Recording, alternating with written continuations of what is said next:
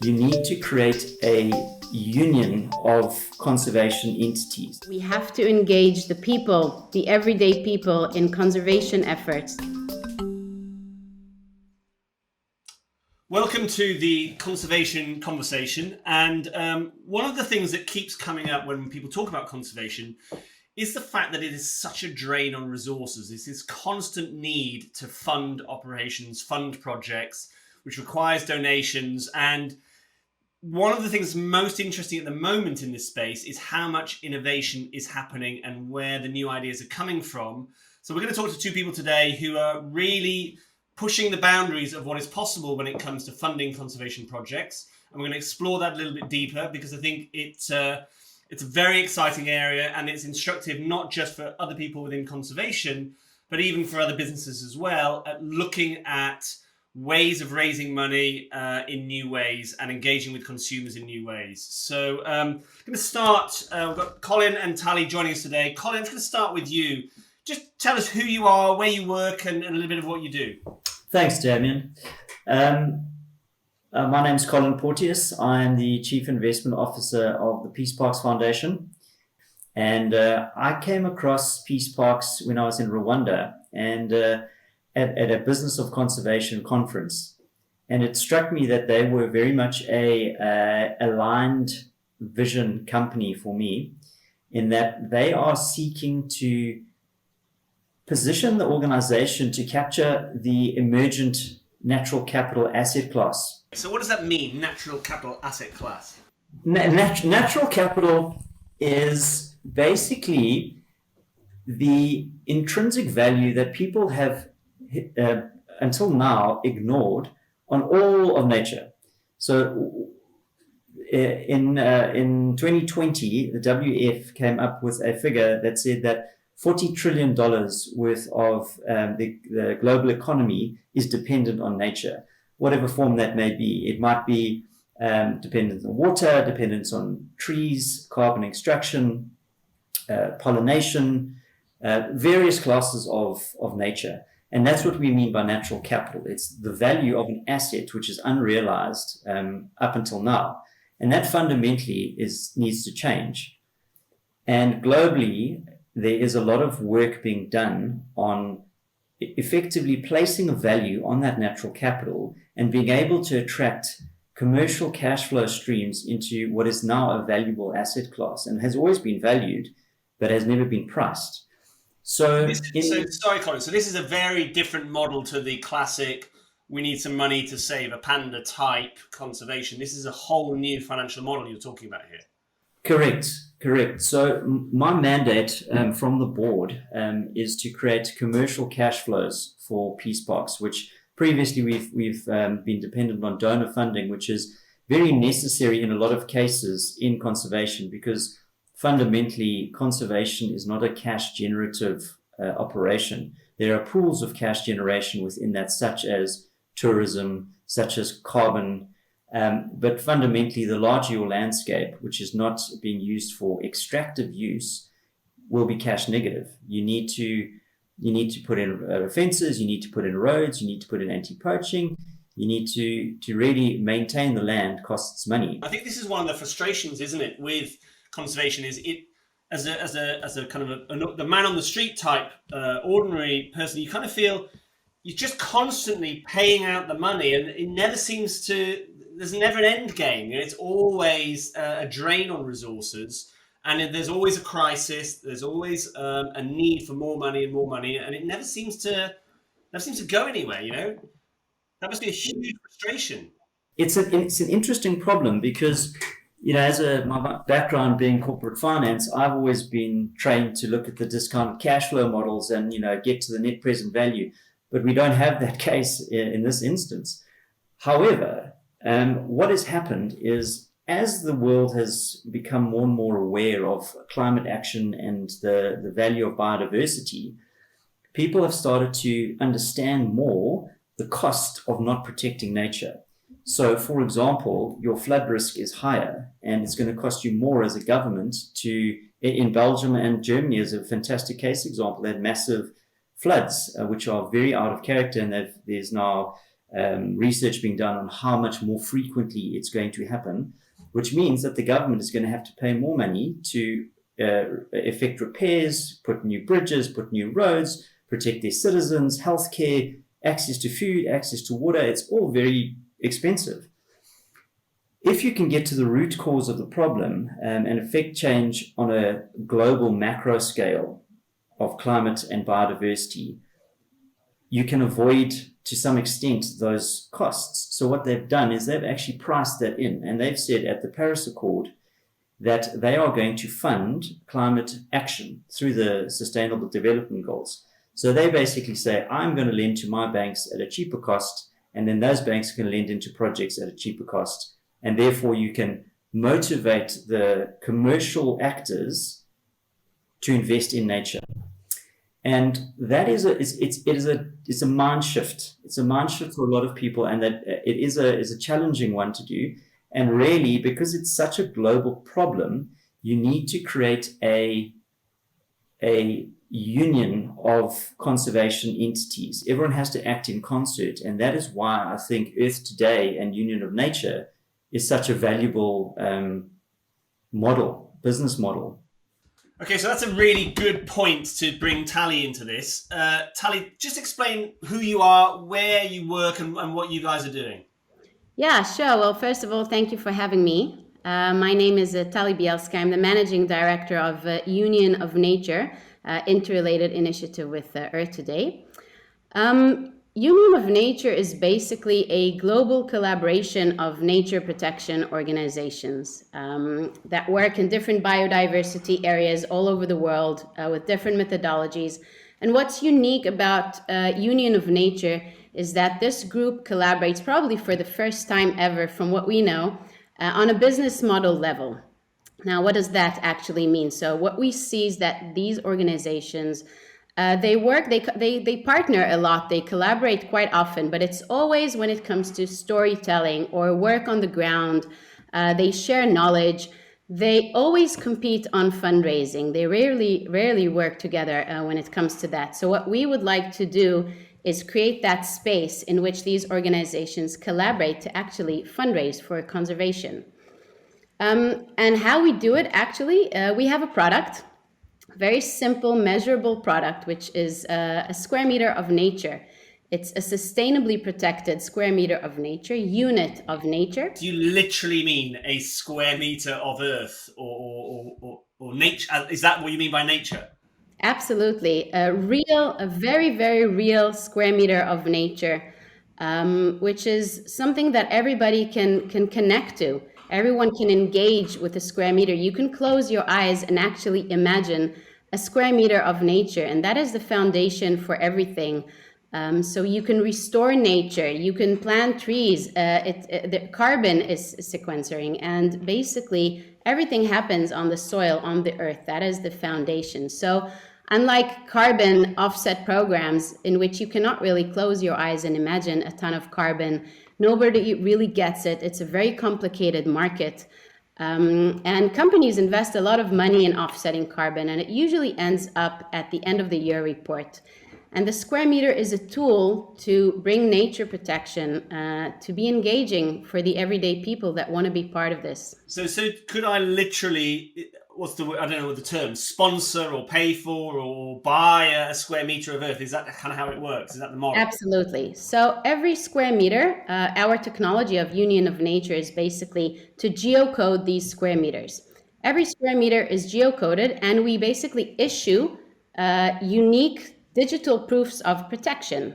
These are certificates for every square meter. And then people can buy square meters, and this is where EarthToday comes in. So EarthToday is a global purpose portal, which we hope for people to come every day and be educated and engaged in what is happening on EarthToday. And every person can go on earthtoday.com and sponsor a square meter of nature for less than a price of a cup of coffee, basically. So €1.20, which makes it very accessible for everyone to participate. Do I get a certificate, and can I go and visit it? Can I buy one for my daughter? Absolutely. You can virtually visit your square meter. In some cases, you can actually visit it. But the platform basically enables you to virtually visit it on a map. You can zoom in, you can zoom out, you can see your square meter. Every time you buy a square meter, you get a different square meter from a different hotspot biodiversity in the world, protected by a different organization, a UN member that protects that square meter on your behalf. And all your square meters go into your personal wallet. And you have lots of content. So this is a content hub that you can get educated and inspired and entertained and read about why is it important to protect the area, what are the threats. And it's all very visual, very simple to use. So the user experience is quite unique.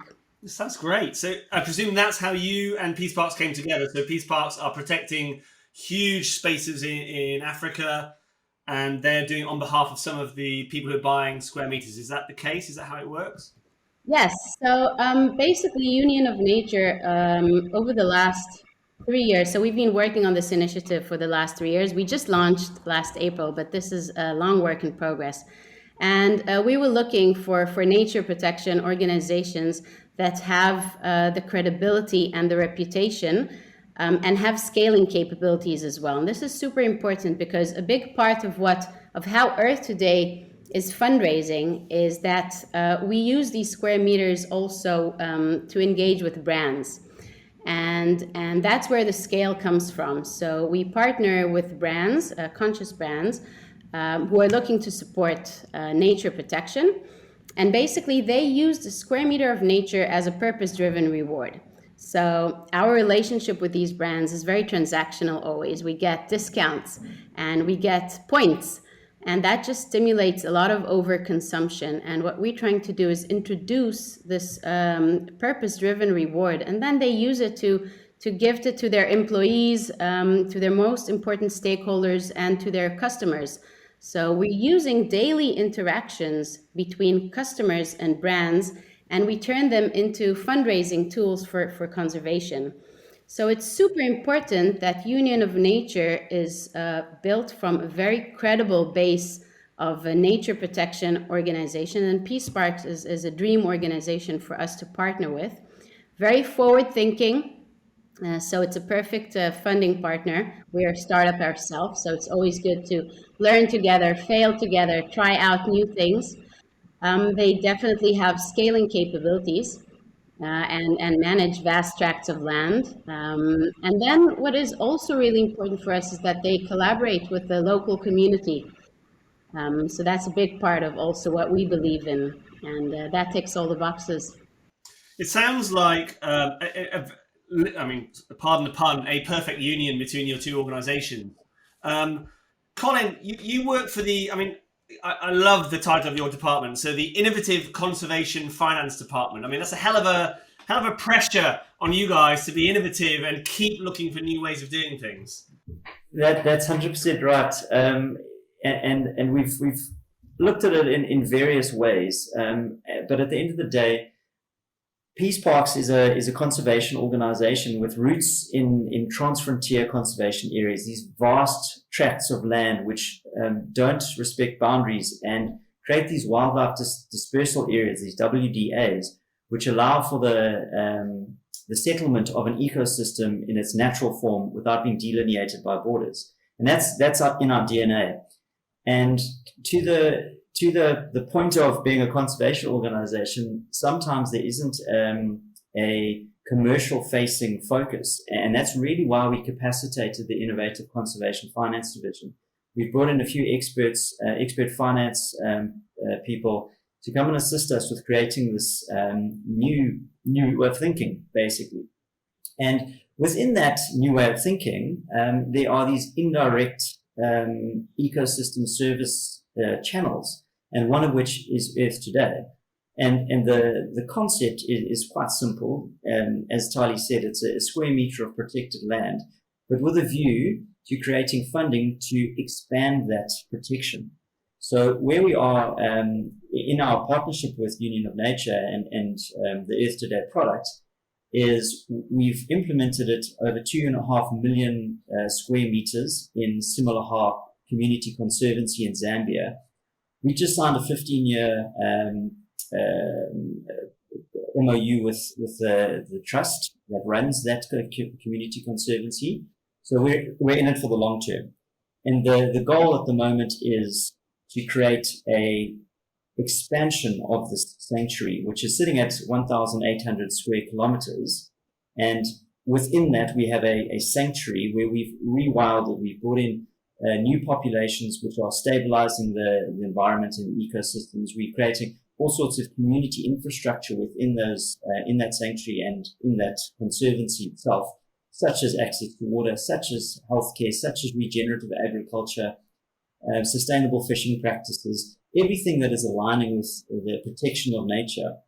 And ultimately, what we'd like to do is start to expand this square meter protection with EarthToday throughout Simalaha Community Conservancy and into some of our other 10 million hectares that we have as protected areas. And 10 million hectares times 10,000 is a lot of square meters. So it really helps to partner with innovative people like EarthToday. And what are the things? What if something happens on my square meter of land? Yeah, so part of what we're looking into now is we're exploring information communication technologies that are geocoded. And what we would like to do is, for example, if an elephant is walking on your square meter, you will get a notification.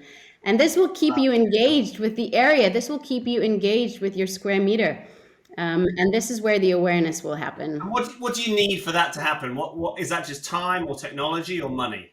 Money. So we're constantly fundraising. So while Union of Nature is a member-governed foundation, EarthToday is a for-purpose driven company, a startup with a unique funding model as well. And we constantly fundraising. So yeah, we have people who believe that this should happen. They fund us, and then all the fun stuff will come our way. It's super exciting. I just want to close by asking you both, do you think that we are at maybe a crossroads with the way conservation is funded? Are we at the beginning of a new era of innovation and a different psychology, perhaps, when it comes to how we fund conservation and how we protect our planet? And it's not just about donations. There's much more of an interesting feedback loop and much more engagement across companies, across countries, across organizations. What do you think? Surely hope so. I definitely feel in my line of work, and we meet a lot of entrepreneurs that come from, just like EarthToday and Union of Nature, come from different backgrounds, whether it's fintech, whether it's media, publishing, venture capital backgrounds, and people just want to contribute to nature protection because it's probably the biggest challenge that humanity will have to face the next decade. So I expect to see a lot of innovation in this area. We have to engage the people, the everyday people, in conservation efforts. So the tide is changing. People have to be aware. They have to raise their consciousness. Companies have to play a key role. And I definitely believe hope is coming our way. Yeah, Damien, I absolutely agree with Tali. I think, as I capacitate this division of mine and I start to engage with, European banks and American banks and entrepreneurs and people with different ideas, they're all non-traditional conservationists.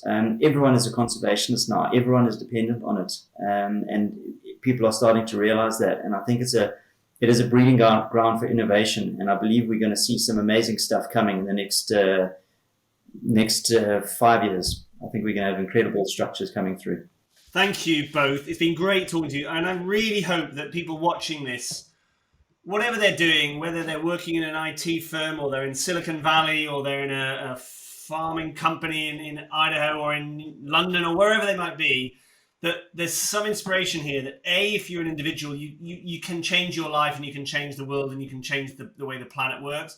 But equally, if you're at an organization, you can get involved in this stuff and you can make a difference as well as supporting your staff and your customers. So I think there's lots here for people to think about and take out. So thank you for spending some time with us. And an even bigger thank you for trying to make a difference to the world we live in. It's much appreciated. Thank you so much. It was an absolute pleasure. Thanks.